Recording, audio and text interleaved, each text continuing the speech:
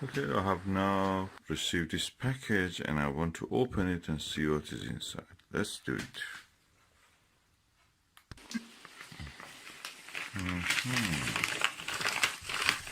Look interesting. What is inside here?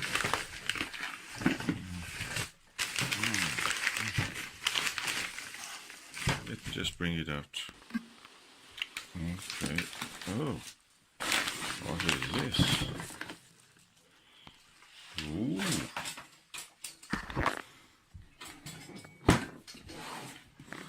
Oh, that's a Baader's Q-turret eyepiece set, which includes 4 high-quality Baader classic eyepieces, 16-18 orthos, and 32mm Plossl, plus the Cube Barlow 2.2x,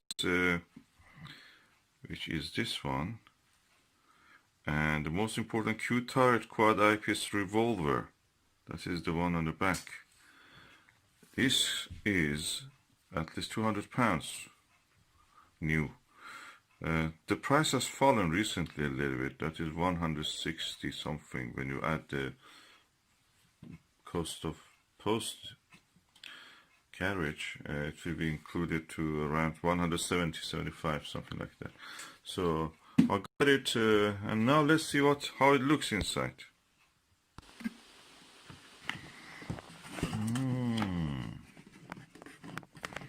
Who's this quality? Oof! Another box. And this box is a lovely tin box. You can see through the clear plastic what is inside. And what is inside is delightful. First you see this foam protecting it. This foam looks new, so this product is new. I bought it second hand, but it's almost like new. And this is the Barlow lens. This is the 32mm orthoscopic, Plossl lens. Oh, look at that lens size. That's amazing, big. Oh, I like these eye cups. They're really good. This is the turret, which includes the 3 eyepieces. What is there more? Oh, we have the lens caps, well placed. And we have this nose piece for the telescope. So everything you see in this table is what it is included. This is the turret itself. As you can see, it's made of hard plastic. So it's lightweight, it will not affect the thing. And obviously you can turn it around. You can see there is a locking mechanism that you can turn. This is the 6mm one on its own, 6mm ortho. This will cost you on its own around £70.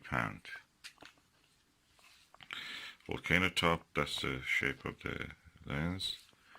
And of highest quality, ortho. Orthos are really good because they have the lowest possible elements, optical glass, and they are able to provide a very good view. This is a 10mm one. On its own again, around 60 to 70 pound. This is the 18mm one, which is really good, and is again 18mm, and again on its own is around 60-70 pound. So up to now we have 360, 180 pound, and the Barlow cost around 40 pound. So 250 if you buy them individually. Then you come to the classics Plossl 32mm on its own. It's around again 40-50 at least. So you can say that you have around £300 here just in the form of this eyepiece and Barlow. Then you have the turret, which is around £47, £50. So 350. This box on its own is on sale, so you can buy it for around £30 and or 18 or 20, 30 pounds. Anyway, 20, say 20. £370 so far, and I bought this for £130. So that's a good bargain. It's on sale. You can buy it now from a few outlets. The whole set for around 167. Then you add the postage, it becomes 175. Again, yet it was cheaper to buy it second hand. I'm trying to see if this has any issue or not. No, absolutely no problem. The attention to details is very interesting here. You can see this is made of plastic, of course. If you put a metal screw to it, it will gradually break the plastic. So what they have done here, they put a brass ring that the metal screw actually moves inside that. So it's a nice touch. The same here. And yeah, it looks interesting.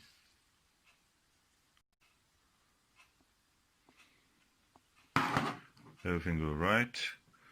The lenses really look impressive, and I'm just looking forward to test it.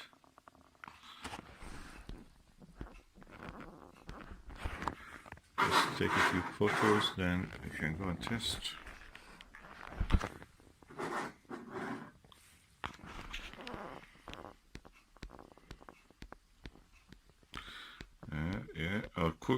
Our telescope cookie box with our cookie jar.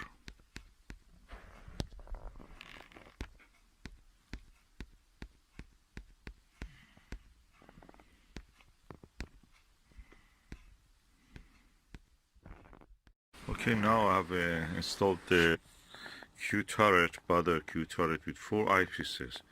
They're really light, and the view is really clear. I'm looking at the star Procyon, and I like what I see.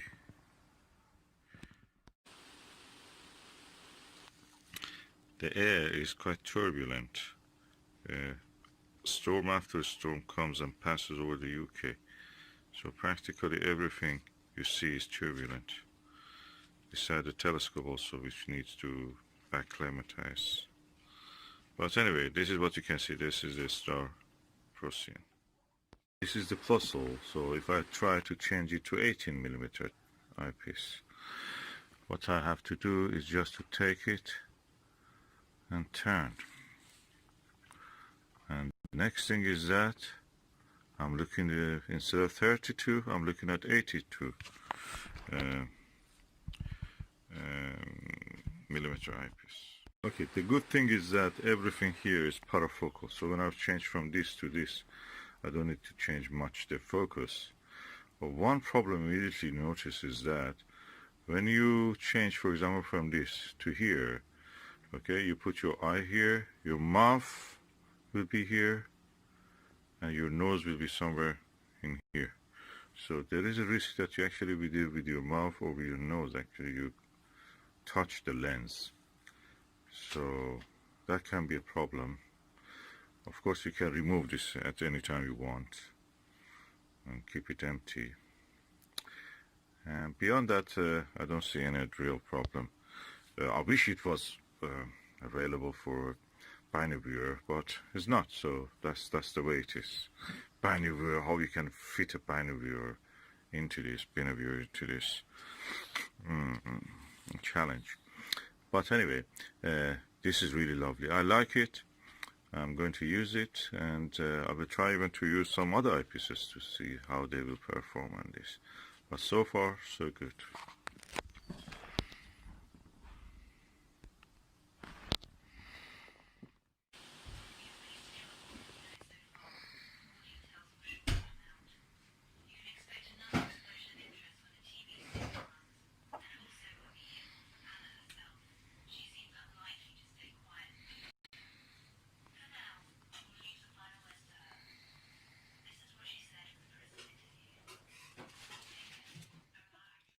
Okay, if you're curious, what is this? This is my telescope setup. This is the Meade Meade LX200 8-inch EMC, which I've equipped with this Revelation Astro dual focuser,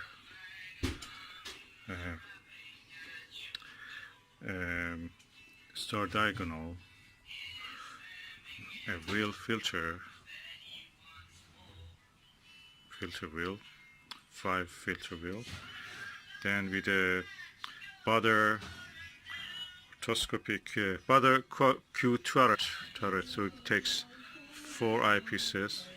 As you can see, it starts with the TeleVue 40mm, then goes down to the SVBony Aspheric 23mm, then the Starguider ED 12mm, then we are having the 5mm Vixen SLV 5mm.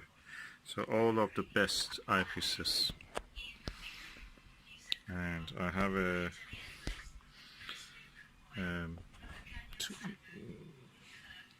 tail rod and a Meade illuminated reticled 9x50 finder. The whole setup works from this windowsill. I don't want to move it. Usually it's not here, but anyway, today it's here. Easy to move, and the setup really works well. The whole thing looks like a little bit like a Dalek when you look at it, like kind of alien thing.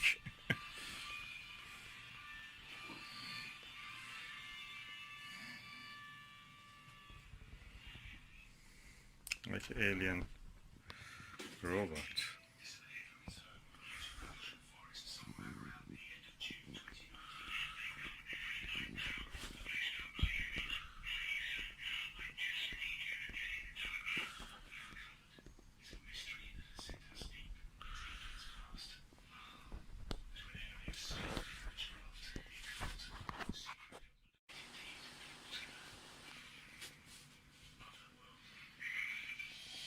This setup is equipped well for visual observation. Then with this setup I can just draw, sketch what I see.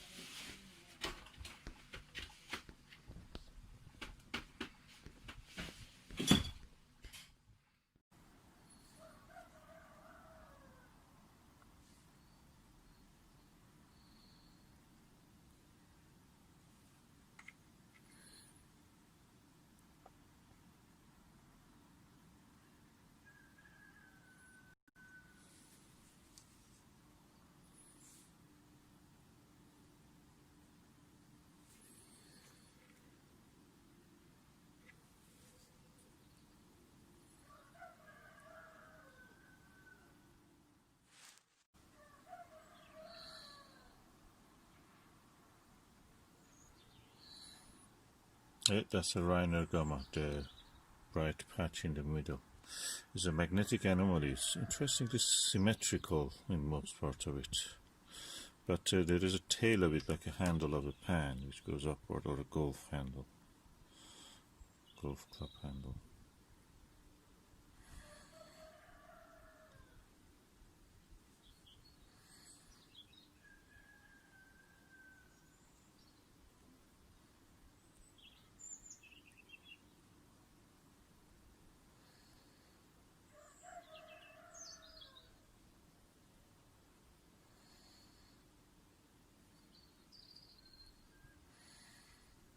As you can see, the cloud layer, thin cloud layer, passing over it makes it difficult to focus.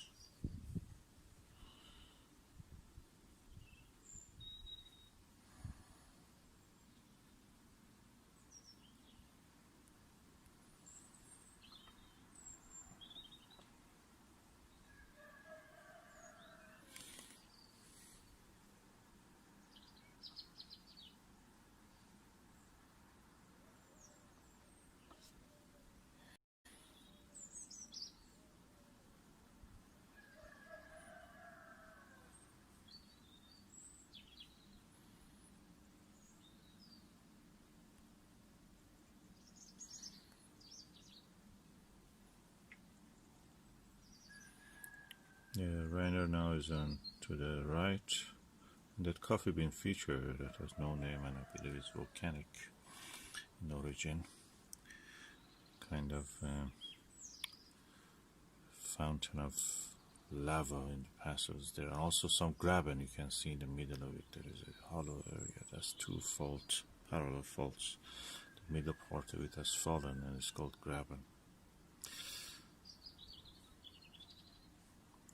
Interesting for a geological study and a structural geology. I try to focus on that feature, that of the coffee bean feature I'm talking about. Yeah, that's what is now at the center.